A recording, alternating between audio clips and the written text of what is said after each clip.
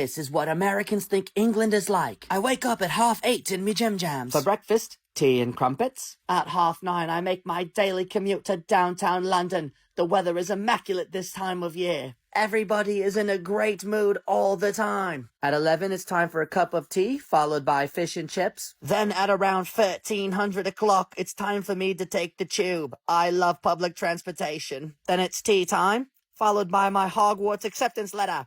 Gryffindor! Then a cup of tea. Then I do some more public transportation and read the newspaper I bought for $1. Then I fall in love with the concept of a monarchy. Then it's time for high tea. After a quick phone call, I walk down the street and fondly think of how the U.S. saved England in World War II. My admiration for America knows no bounds. Then it's time for a cheeky cup of tea. At around 2200, it's time to turn in for the night. I blow out me candle, get back in me Jim Jams, and that's me day. The Complainus Americanum, or better known as the North American Karen.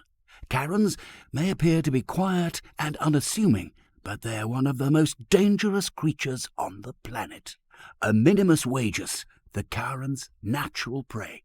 He unassumingly walks into the Karen's vast territory. The Karen adjusts her posture. Now fully erect, unlike her husband, she's ready to strike. The Karen attacks with full force.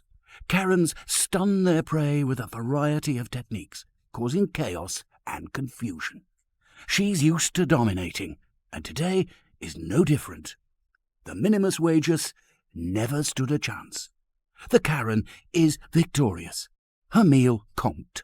Her hunger for undeserved respect is satisfied. For now. This is a day in the life of a lead character in a Hallmark film. At 8 a.m., my boss calls me. He's sending me to a small town to shut down a cupcake shop. At 10 a.m., I arrive in Maplewood Falls. I hate small towns and cupcakes. After that, I awkwardly bump into a stranger. His name is Brad. He's a down-to-earth Midwest guy. He seems so different from the city guys I've dated. At 11 a.m., I explore Maplewood Falls. Everyone here is so nice. At 11:30, I bump into Brad again. We're reading the same book. Maybe we have more in common than what first meets the eye. At 1 p.m., I go to the cupcake shop. It's time to let the owner know that I am shutting them down. Brad, you're the owner of the local cupcake shop? Before I can tell Brad the truth, he asks me out and I say, yes. Classic Chloe. At 2 p.m., Brad and I go to the pumpkin patch. This is the best moment of my life. At 2:01, Brad finds out that I'm trying to shut down his cupcake shop. This is the worst moment of my life. At 3 p.m., my character arcs. I come up with a plan to save Brad's cupcake shop. At 6 p.m., my boss shows up. I stop him to execute my elaborate plan. Get him to try a cupcake. Ugh, I never want another cupcake again in my life. Because it could never top this one. The magic of Brad's cupcakes is so pure that my boss no longer wants to shut down the cupcake shop. The day is saved. At 7 p.m., Brad and I are fully in love. Who knew small towns could be so sweet? And that's my day. Hey, this your Christmas present, and if you don't want it, I'ma eat it. Hey, happy birthday. Got you a slightly used pair of New Balances. So proud of you for graduating. Your mom and I got you this new iPhone. Yes, sir. I'll get those reports to you right away. You passed your midterm? Pack your bags. We're going to Italy. Guess who's getting a Porsche? Now that you have your driver's license, you can't be seen driving a Mercedes S-Class. I am so proud of you for getting a job at the company I own. As a gift, I got you this original Picasso for your new penthouse. Honey, I am so proud of you for passing your initiation. We just released 8 Poors in the Woods ready for you to go hunt. Good luck. My name is Tyler, and I identify as rich. I've always felt this way, I just didn't know there was a name for it. The problem with society today is that people don't treat me the way I'd like them to. Doc, was the surgery successful? No. There's no surgery to transition you from poor to rich. I feel rich. The invention of the credit card was probably the single best thing to happen to the rich identifying. Sir, your card keeps getting declined. But I am rich. Are you denying my lived experience? No, but the machine is denying your payment. How dare you? Money is a social construct. Why do we have these labels of rich and poor? Why don't we just give whomever whatever they want? That is the future that I'm fighting for. No one accepted me when I came out as rich. Not even my own father. I could easily identify as poor, but That's not who I am. But you don't have any money. How did I ever raise such a spoiled brat? What is so hard about calling someone rich and treating them as if they are? I'm Tyler. I am the unheard victim. I do have 6 different banks after me for credit card debt. I am the rich identifying. This is what Europeans think America is like. I wake up at 8 a.m. to the sound of gunshots and violence. Then after that, I have breakfast, an 18-piece fried chicken bucket with a 2-liter bottle of Coke. Then at 9 a.m., I start my daily commute from Los Angeles, California to New York City.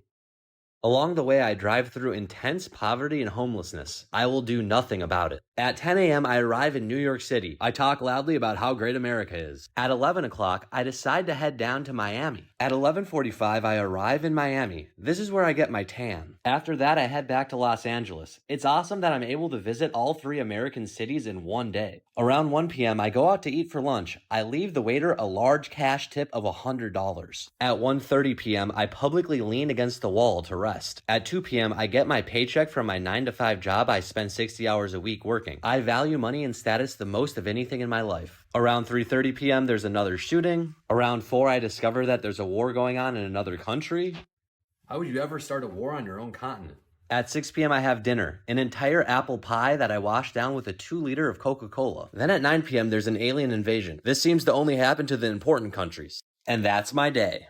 This is what Europeans think Los Angeles is like. At 8 a.m., I wake up in my Hollywood mansion. After that, I get into my convertible and drive to Hollywood. Around 10 a.m., I do a quick movie premiere. Everything in Hollywood is so clean and beautiful. Then, I walk by a studio and get offered a job. I would like to cast you in a huge Hollywood movie. Really? Yes. Thank you so much. All right, we'll be in touch. Looks like I'm gonna be a star. Around noon, I meet my girlfriend in Beverly Hills and give her my credit card. Our relationship is 100% transactional and superficial. Then I go for a quick dip in the Pacific Ocean with my other girlfriend. The water is so clean and warm. Then I stop at my surgeon's office to get Botox and teeth whitening. It's mandatory you do this at least twice a month. At 3 p.m., I run into my daily famous person. Then I drive to the ocean for some fresh air. It's so relaxing to drive these big open roads without a car in sight. At 5 p.m., I walk to Santa Monica Pier and look out over the ocean. This is one of my favorite spots in the city. Later on, I take my nightly stroll in safe downtown Los Angeles. And that's my day.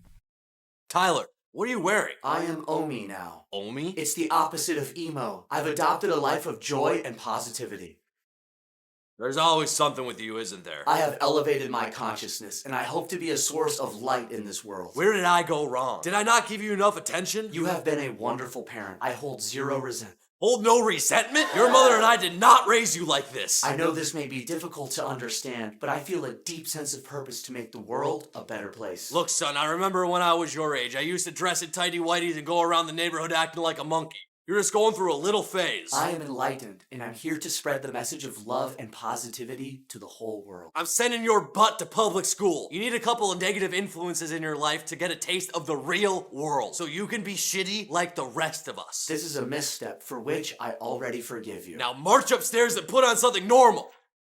Ah, great. My son just ascended to a higher state of consciousness to save the human race. Where the hell did I go wrong? Hey kiddo, here are the keys to the new sports car. Take your girlfriend out and don't come back till tomorrow. Hey son, you should go out tonight. Have some fun. But be back by midnight. Honey. Okay, 1 a.m. Okay, son, we decided you can go out tonight, but no girls. Make sure you're back by 10, okay? What? You want to go over to your friend's house? I want the name and number of their parents. Yeah, I'm not sure about this. What? You made a friend? What's their name? I'm looking them up right now. If you hang out with them, we have to be present at all times. What? Why aren't you sleeping yet? It's 9 p.m. on a Saturday. Lights out! What? You want to sleep? Too bad! You have to study for medical school whole night. You can sleep once you become doctor. What? You were being disruptive in class? This is outrageous. Pinky Bubbles, this is unacceptable behavior! A class clown. What is this family to you? Some sort of freak show? You need to listen to your fathers. And when we say fathers, we mean both of them, because technically we don't know which one it is. Your mothers and other father and I are so disappointed in you. You need to go to your room, and you are only allowed to invite over one girlfriend. Now we're all going to our Volkswagen Beetle and going to do some tightrope walking because someone in this house has to make a damn living. I was breaking the whole time on that. I'm so sorry, Beetle. Is it yellow too? This is a day in the life of a side chick. I wake up and see my boyfriend texted me last night while I was sleeping. He's such a romantic. I Uber to Michael's house. He likes to play this fun game where he covers me up so nobody can see me. After that, we shaboink. Michael always says the cutest things to me. All right. Good night, Colby. Babe, it's Kristen. Michael is so funny. Sometimes he acts like I'm a complete stranger. Just then, we hear angry knocking at the door. Michael looks scared, and all of a sudden he wants to play a spontaneous game of hide and seek. But something just doesn't feel right. Michael, what is going on? Who is that angry woman knocking at your door? Be honest with me. There's something I need to tell you. That woman outside is my sister, who's the #1 ranked hide and go seek player on Earth. And she only respects people who are good at hide and go seek. And I just really want her to like you. So I need you to hide and not come out for any reason at all, no matter what you hear. I completely understand. At 1 p.m., Michael stuffs me in a closet and tells me not to move. I can tell Michael's sister really wants to find me. Where is she? Where is she? Where is she? I'm gonna find her! I'm gonna find her! This is the best game of hide and seek ever. At 5 p.m., Michael tells me I won and that it's time to go. I try to leave, but he says that his front door is broken and I'll have to go out the other way. I wave goodbye to Michael and dive bomb out the window. Ah, the things us girlfriends do for love. And that's my day.